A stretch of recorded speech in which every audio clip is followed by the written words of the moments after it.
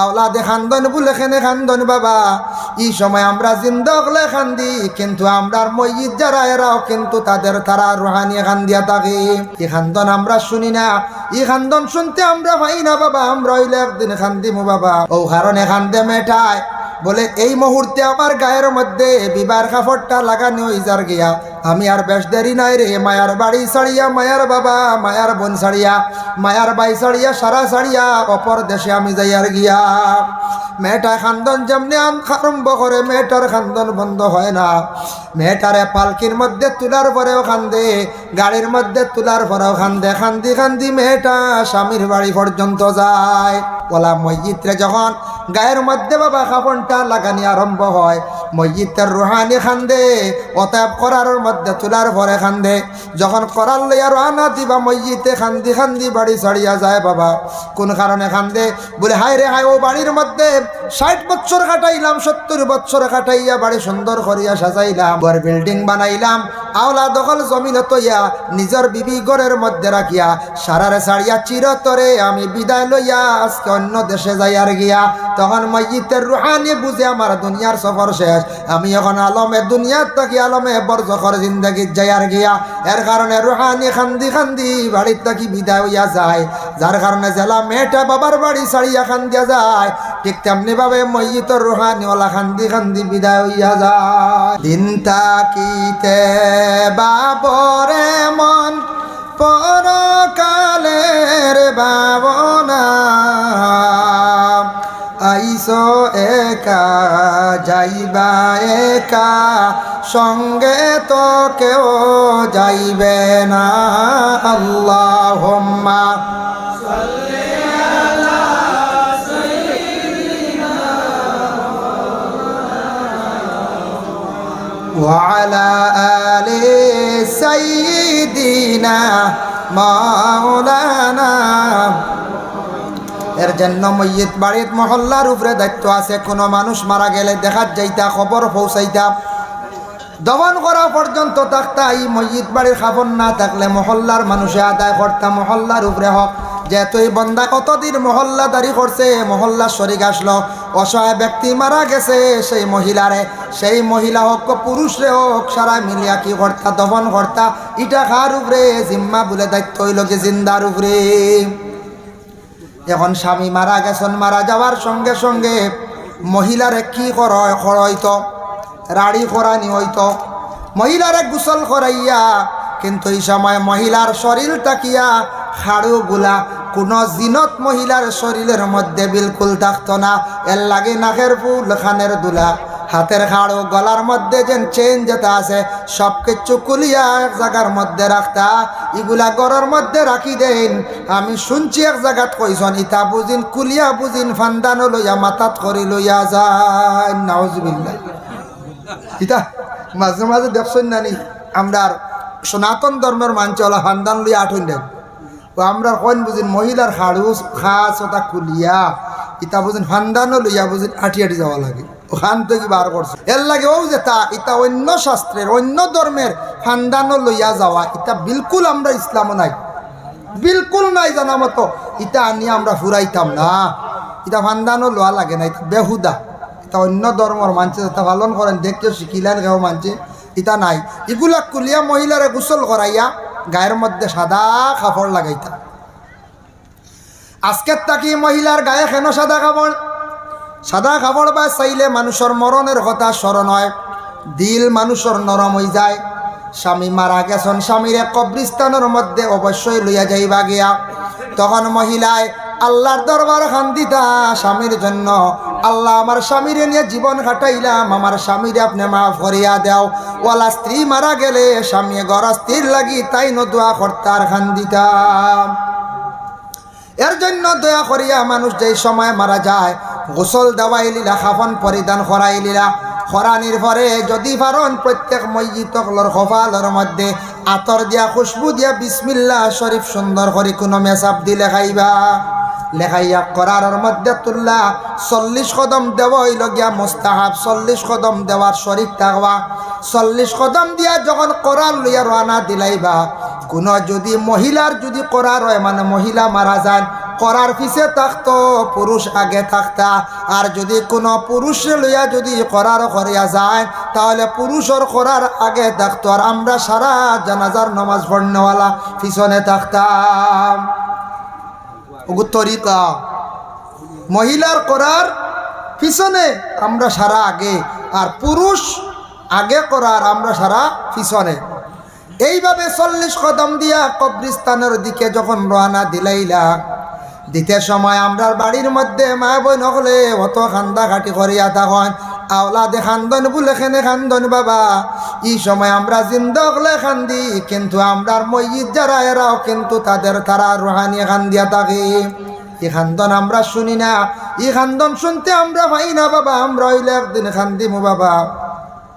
দেখুন জানি প্রত্যেক ফ্যামিলিত, প্রত্যেক বাড়িত আমার বিশেষ করিয়া অনেক বাইনতে বনিন বিবাহ দিবা বা খেও মেয়ে বিবাহ দিবা। বাবা 18 বছর বনে ফালিয়া মেয়েটারে বড় করলা, বড় করিয়া একটা জায়গা চাইয়া ছেলে পছন্দ করিয়া মেয়েটারে যখন বিবাহ দিতা দিন ধার্য করি লাইলাম। ঠিক বিবাহের দিন সেই মেয়েটার যেই সময় ইজাব কবুলের সময় বা তারপর থাকি মেয়েটার গায়ের মধ্যে বিবাহের কাপড় লাগানি আরম্ভ হয়ে যায়, সাজ সরঞ্জাম লাগানি আরম্ভ হয়ে যায়, তখন তাকি মেয়েটা খান্দন আরম্ভ করে। খান্দিন না খান্দে, খেনে খান্দি ও কারণে খান্দে মেয়েটায় বলে এই মুহূর্তে আমার গায়ের মধ্যে বিবাহের কাপড়টা লাগানো হয়ে যার গিয়া, আমি আর বেশ দেরি নাই রে মায়ার বাড়ি ছাড়িয়া, মায়ার বাবা মায়ার বোন ছাড়িয়া, মায়ার বাই ছাড়িয়া, সারা ছাড়িয়া অপর দেশে আমি যাইয়ার গিয়া।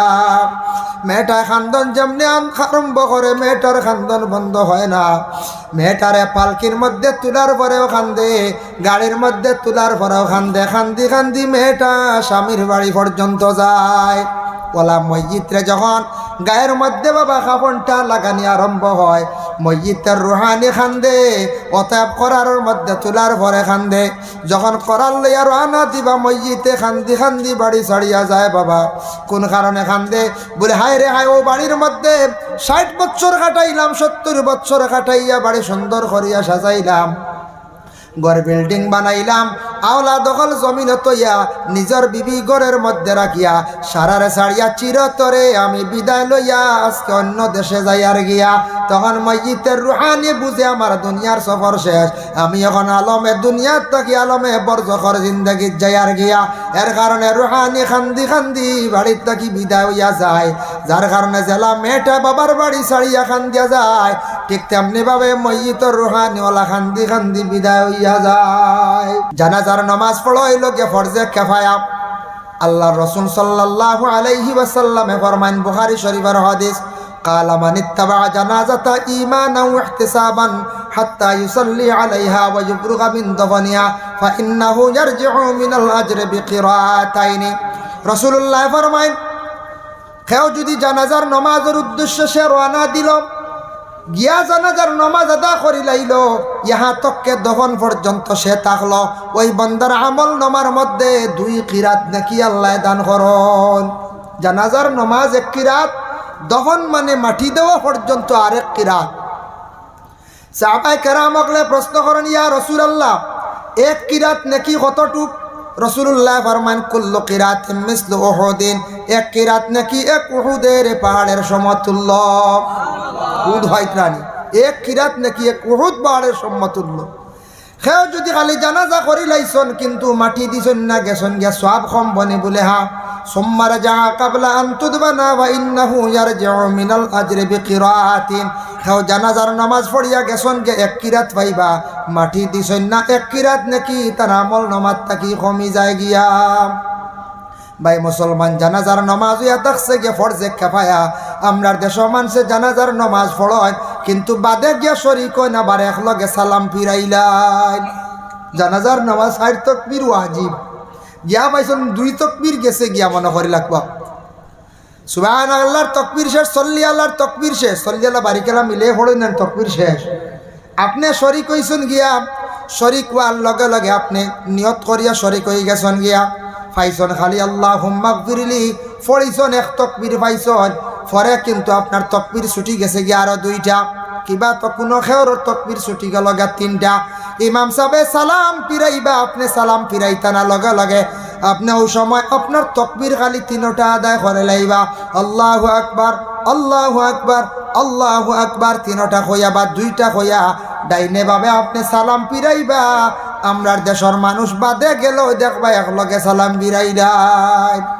ওয়াজিব আদায় হইল না, না খেয়ে আসুন জুতা যে দামি কুলটা না বুঝাইছুন, জুতার উপরে খাড়া হইয়া জানাজার নামাজ পড়তে জুতা ভাত থাকি একবারে সরাই জানি, একবারে জুতা সরাইয়া জানাজার নামাজও খাড়া হয়ে যায়। মানুষ বেশি হয়ে গেলে নিয়ম মাসলা হইল গিয়া জানাজার নামাজও ইমাম সাহেব খাড়াই বা মসজিদর একবারে সোজাসুজি সিনার শোয়াশুই খাড়া হইবা। আর আমরা খাড়া হইতে গিয়া সব পরিমাণ জায়গা থাকতো শ্রদ্ধার পরিমাণ। এখন মানুষ বেশি হয়ে গেছুন গিয়া লাগের না, কোনো অসুবিধা নাই, কারণ জানাজার নামাজও কোনো শ্রদ্ধাও নাই, কোনো রুকুও নাই। যদি ফারণ ফাঁকা থাকলা ফারণ নাতে লাগি লাগি খাড়া হইয়া জানাজা হইব, কোনো অসুবিধা নাই। খেয়াল করছেন নি? জানাজার নামাজ হইব, কোনো অসুবিধা নাই। ভাই মুসলমান, জানাজার নামাজ শেষ, মসজিদে আমরা কবরস্থানের মধ্যে নিয়ে গেলাম। নেওয়ার সঙ্গে সঙ্গে আমরা দফন করে লাইতাম। আমার নবী বিশ্ব নবীর জানাজার নামাজ খেয়ে পড়াইছিল, আপনাদের জানা আসেনি বলে নাম? রসুল্লাহ জানাজার নামাজ খেয়ে পড়াইল। রসুল্লাহর ওপাতের আগে সাহাবায়ে কেরাম ওগুলো জানতে চাইলে, ইয়া রসুল্লাহ, ইয়া হাবিব আল্লাহ, আপনি মারা যাওয়ার পরে গোসল খেয়ে দেওয়াইতো, আপনি মারা যাওয়ার পরে বিদায় হওয়ার পরে আপনার খবর খেয়ে কুদিত, আপনার জানাজা খেয়ে পড়াইতো। এটা একটা প্রশ্ন আসে না? কোন যায় প্রশ্ন করল। আল্লাহর বান্দেগান আবু তলহা নামে একজন সাহাবী, তাই নটিয়া কইলা বলে, আমি রাসূলুল্লাহ সাল্লাল্লাহু আলাইহি ওয়াসাল্লামের কবর এটা আমি কুদিতাম, ওসিয়ত করিলাইছেন। এর জন্য রাসূলুল্লাহ ওফাতর পরে আবু তলহা তার নিজে রাসূলুল্লাহর কবর শরীফ কুদিলা। সুবহানাল্লাহ।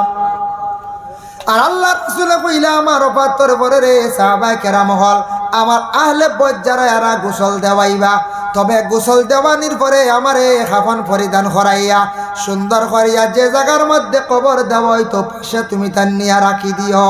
প্রথমে আল্লাহর পক্ষ থাকি ফরিস্তা হল আসিয়া আমার জানাজা করবা, আর পরে তুমি তান একজন একজন করিয়া জানাজা করিও। রহমতুল্লিল আলামিনের খে নমাজ পড়াই থাকার সাহস আছে, আসেনি পঞ্চায়েত? যার কারণে নবীজির জানাজার নামাজ জমাতে হইছে না, একজন একজন করে গিয়া জানাজার নামাজ পড়িছেন। বাবা, প্রথমে আল্লাহর ফরিস্তা হলে জানাজার নামাজ পড়িলা, তারপরে জানাজার শেষে রাসূলুল্লাহ রে দফন করতে সময় আমরা কবর রাখি তিনজন নামন, আমার নবীর কবর শরীফর রাখতে সময় 4 জন আসলাম। একজন হইলা হযরতে আলী, আর একজন হইলা আবু তালহা, তাম 2 জন ওলা। একজনের নাম সসম, আর একজনের নাম হইল ফজল। এই 4 জনে রাসূলুল্লাহর কবর শরীফ রাখতে সময় কিতা কইয়া রাখলা? আমরা মসজিদে কবর রাখতে সময় কই বিসমিল্লাহি আলা মিল্লাতে রাসূলিল্লাহ। আয় আল্লাহ, আপনার নামেই বন্দারে রসুলের মিল্লতে রাখলাম। আল্লাহর রসুল রেখার মিল্লত রাখা হইতো, রসুলের মিল্লত রাখা হয়েছে। এর জন্য বিসমিল্লাহি আলা মিল্লাতিহি, রসুলের মিল্লত রাখা হয়েছে। সুবহানাল্লাহ। ভাই মুসলমান, আল্লাহর রাসূল নে কবর শরীফ রাখতে গিয়ে তান কবরের নিচে একটা চাদর বিছাইয়া দেওয়া হয়েছে। জানা আসেনি আপনাদের? বলে না? হয়তো জানা থাকতো। আমার রাসূলুল্লাহর একজন সাহাবী ছিল, যার নাম হলো হযরতে সাকরান রাদিয়াল্লাহু তাআলা আনহু। এই কইলা, আমার এখন চাদর আছে নাজরানি, সেই চাদরটা আল্লাহর রাসূলের কবর শরীফের নিচে বিছাইয়া দিলাই। সবার সম্মতিক্রমে রাসূলুল্লাহর কবর শরীফের নিচে একটা নাজরানি চাদর বিছাইয়া দেওয়া হইল। আল্লাহর বন্দেগানের জন্য যত কবরস্থান আছে আপনাদের আছে না? নাম আছে। কবরস্থানকে হেফাজত করতাম। কবরস্থান অধিক বড় গাছ হয়ে গেছে, এটা কাটার চেষ্টা করবা। এটার জড়র কারণে কবরস্থান কবর খুদিতে কষ্ট হইবা। তবে কবরের উপরে ফুল গাছ লাগাইছ, গাছ আছে, চুলি বানাই গুলে আল্লাহর জিকির আজকার করিয়া থাকে। কবরস্থানও গরু রাখার জায়গা নাই, কবরস্থান এখান ছাগল রাখার জায়গা নাই। যারা গরু রাখবা ছাগল রাখবা কবরস্থানও দিবা, মুর্দেগা নকল লানত আপনার উপরে পড়ব। এর লাগি দয়া করিয়া কবরস্থানের হেফাজত করবা। কবরস্থানের পাশে গিয়া যুবক ভাইয়ান খেলাধুলা করবা না। আল্লাহর রাসূলে ফরমান, যারা অযথা সময় কবরস্থানের পাশে নষ্ট করে এরা কিন্তু দিলটা আবার কি হয়ে যায়, মুর্দা হয়ে যায়। কবরস্থানে কোনো ফসল ধরি লাইছে, এটা কবরস্থানের মহল্লার কমিটি সারা মিলিয়া এগুলা বিক্রি করতা। এক তো আনা কইয়া যদি কবরস্থান বলে 10 জনে কবরস্থান দাবি আছে আনিয়া খাইলাই, ইলা যদি আনা কইয়া যদি খাইলান সবর সমান অধিকার, যার কারণে এটা বৈধ না আপনার জন্য। আর 2 নম্বরে কবরের উপরের ফসল যদি ইলা আনা কইয়া যদি আপনি খান দিল মুর্দা হয়ে যাইব। এর জন্য দয়া করিয়া কবরস্থানে আপনারা আমার শ্রদ্ধা দিতাম না। শ্রদ্ধা দেওয়া বিলকুল হারাম, আল্লাহ ব্যতীত শ্রদ্ধা দেওয়ার আর আদেশ নাই। ভাই মুসলমানের জন্য কবর শরীফের মধ্যে রাখার পরে আমরা 3 মুষ্টি মাটি দেই আর ওখানতে আমরা কই স্মরণ করে মিনহা খালাকনাকুম ওয়া ফিহা নুঈদুকুম ওয়া মিনহা নুখরিজুকুম তারাতান উখরা। কই না কই মিনহা খালাকনাকুম ওয়া ফিহা নুঈদুকুম ওয়া মিনহা নুখরিজুকুম তারাতান উখরা। আমরা কই মিনহা খালাকনাকুম, ও আল্লাহ আপনি তো আমরারে মাটি দি বানাইছো, ও মাটি দিয়া মিনহা খালাকনাকুম ওয়া ফিহা নুঈদুকুম, ও মাটির মধ্যে আমরা আবার যাইমু, আমরা ঢুকিমু। ওয়া মিনহা নুখরিজুকুম তারাতান উখরা, এই মাটির থেকে সারা একদিন বাহির হইয়া আসবা। কবরস্থানের আযাব যেটা এটা আপনাদের বিশ্বাস আছে নি বাবা? বলে যে কোনো বান্দারে কবর শরীফের মধ্যে রাখার পরে রুহানি ইল্লিন বা সিজ্জিনের মধ্যে যায়। এর জন্য দয়া করি আল্লাহকে ওয়াস্তে আপনার বাবা মারা গেছেন, মা মারা গেছেন, যত মারা যাক না কেন বাবা ইলা একদিন আপনিও ইলা কবরস্থানের মধ্যে যাইবা। আপনি যে কোনো কবরস্থানে গে সালাম জানাইলা, আসসালামু আলাইকুম ইয়া আহলাল কবর। হইতে না হইতে কইত্রা কবরস্থানের মইয়িতের রুহানিয়ে বন্দায় কোনো সালাম দিলে সেই সালামর আলেখ লয়া হয়, খে আমরার সালাম দিলা রে, খে আমরার লাগি পড়াশোনা করিয়া সাহায্য করডা। মসজিদে ওদের সাহায্য করতেন না না করতা, এর লাগি আপনি যদি সাহায্য করেন পড়াশোনা করিয়া। রাসূলুল্লাহ ফরমায় আল মাইয়িতু বিল কবর কাল গারিকু বিল বাহর, মসজিদ কবরের মধ্যে আছে সে ডুবন্ত অবস্থায়। আপনাদের এলাকায় বরাক নদী আছে, যখন পড়ি গেল একজন মানুষ যদি হঠাৎ সেই নৌকার থাকি পড়ি গেল হাবুডুবুকার নিয়ে আশ্রয় কারে, তারে যদি আপনি আশ্রয় লাগান সে সারা জীবন আপনার প্রশংসা করব, দোয়া করব। ওয়ালা মসজিদ কবরের মধ্যে বাবা ডুবন্ত অবস্থায় কবরবাসী মসজিদরে পড়াশোনা করিয়া দোয়া করকা, মসজিদের জন্য আপনি মাগফিরতর লাগি দোয়া করেন। তবে একটা আমল আপনাদের সম্মুখে আমি কই, আর যাদের মা মারা গেছেন কিংবা বাবা মারা গেছেন, ওয়াজিফার মধ্যে আপনি ভাইবা লেখা আছে দুরুদে হাজারি। ওটা যদি কোনো আওলাদ হলে 21 মর্তবা পড়িয়া যদি তান বাবার হক মার হক যদি দোয়া চায়, হয়তো 21 মর্তবা পড়িলে আওলাদে মা বাবার কবর আযাব আল্লাহ রাখে না, আযাব রে আল্লাহর যাতে উঠাইলাম। ওজিবাত কইবা দুরুদে হাজারি বাক্কা লম্বা, সাল্লি আলা মুহাম্মাদিন মাদামাতিস সালাতু ওয়া সাল্লি আলা মুহাম্মাদিন মাদামাতির রাহমা হইয়া বাক্কা লম্বা এই দুরুদটা। এর লাগি প্রত্যেক কবরস্থানের মধ্যে যায় পড়াশোনা করেন। কবরস্থান গিয়া আমরা সজদা না, বিলকুল হারাম। কবরস্থান ওয়ালো গিয়া গোসা নিজেন বেমার হমতো আলি না। ইটা না মসলকে আরবাবে হক মুফতি ওয়াজিউদ্দিন রহমতুল্লাহি তাআলা আলাইহি লেখছেন, কবরস্থান বা অলি আল্লাহর মাজারও গিয়া তুমি আউরি বুসা দিও না। বুসা মানে চুমা দিতে দিতে বাদে এহতেরাম হইব, মাথা লাগাইবা হইবা বাক্কা আরাম পয়াতে সদ্যা গুদিলে যাইবা গিয়ে বাদে হওয়া আল্লাহ। তো এর লাগি আগলার থেকে পড়াশোনা করে, আল্লাহ তোমার মায়ার বন্দা বলি জানিয়েছি, আল্লাহ ইনু আমার বাপ ইনু মারে মাফ দেও, বাবারে মাফ দেও, আল্লাহ অলির দরজা বুলন করো, তান খাতিরে আমার দোয়ারে কবুল করো। এর জন্য বিশেষ করে আপনার মা বোন হল যারা আসন এর লাগি বেহতর গড় বসিয়া কোরআন শরীফ তিলাওয়াত করক্কা, নমাজ পড়ক্কা, দোয়া করক্কা। এরা সওয়াবর হাদিয়া নবীজির খেদমত পৌঁছাক্কা সব থাকি বেহতর। মা বোন হল যে আমি স্বামী তৈয়া সারা তৈয়া গেল যাইতাম গিয়া খালি অমুক অলির রোজাত অমুক অলির রোজাত, ইকান থাকি উত্তম মা বোনগুলোর বেশি বালা যাইতে পারবা। তবে উত্তম বেশি বালা পর্দার হালতে থাকিয়া পড়াশোনাটা বেশি করা বালা। এর জন্য বিশেষ করিয়া দয়া করিয়া মা বোনগল আল্লাহকে ওয়াস্তে আপনারা নিজ ঘরের মধ্যে থাকার চেষ্টা করেন। পর্দার হুকুম যেহেতু বেশি আইছে মহিলাদের জন্য, আপনার মা বোনকলে পর্দা বেশি বেশি করিয়ার চেষ্টা করক। যার জন্য বিশেষ করিয়া অতিথি সবাই আইজিত না আমার সময় শেষ হয়ে গেছে গিয়া। আল্লাহ পাক রব্বুল আলামিন আমরারে বেশি বেশি করিয়া জিয়ারত করার তৌফিক দেখা, আমরা বেশি বেশি করিয়া মুর্দেগান নকলের ইয়াদ করতাম। আল্লাহ তৌফিক দেখা সবে হোক আল্লাহুম্মা আমিন।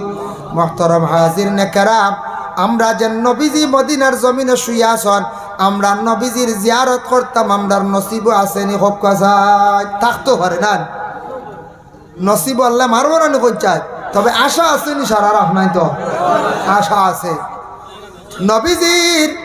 নবীজির যেন রোজা মোবারক বাবা দেখলে মনে একটা শান্তি আসে বাবা, গম্বুজে খাজরাটা দেখলে শান্তি আসে। তবে একটা আমল আমি কইয়া দিয়ার, আমরা নবীজিরে খাবে দেখতে পাইবা, বেশি করিয়া দুরূদ শরীফ খাবে মানে পড়ার চেষ্টা করবা, আর ফাললে প্রতিদিন রাত সূরা মুজাম্মিল পড়িয়া আপনি ঘুমাইবা। যদি পড়িয়া ঘুমায় আখতা কোন দিন নবীজিরে খাবে দেখিলিবা, আর যে নবীজিরে খাবে দেখিলিবা তার লাগে জাহান্নামের আগুন আল্লাহ হারাম করে দিবা। হক্কা সুবহানাল্লাহ। এর লাগি নবীজিরে খাবে আমরা দেখতাম, আশা রাখিয়া দুরূদ শরীফ বেশি বেশি করিয়া পড়েন জানি, বেশি বেশি করিয়া নবীর উপরে দুরূদ পড়েন জানি, আর সূরা মুজাম্মিলও পড়েন জানি। নবী গো একবার দেখা দিলেন, নবী গো স্বপনে দেখা দিলেন, মা আমিনার কুলে আপনার ভূমিষ্ঠতা হইল, মা আমিনার কুলে আপনার ভূমিষ্ঠতা হইল, মা হালিমার কোলে আপনার লালন পালন হইল, নবী গো একবার দেখা দিলেন, নবী গো স্বপনে দেখা দিলেন। দুশ্মনের যন্ত্রণায় নবী মক্কা হিজরত করিলেন, দুশ্মনের যন্ত্রণায় নবী মক্কা হিজরত করিলেন, মদিনাতে গিয়ে নবী সোনার মাটি বানাইলাই, নবী গো একবার দেখা দিলেন, নবী গো স্বপনে দেখা দিলেন। পাপী জানি বিনয় করি একবার দেখা দিলেন, পাপী জানি বিনয় করি একবার দেখা দিলেন, অপবিত্র জানিয়া নবী মদিনাতে নিলেন, নবী গো একবার দেখা দিলেন, নবী গো স্বপনে দেখা দিলেন, নবী গো একবার দেখা দিলেন, নবী গো স্বপনে দেখা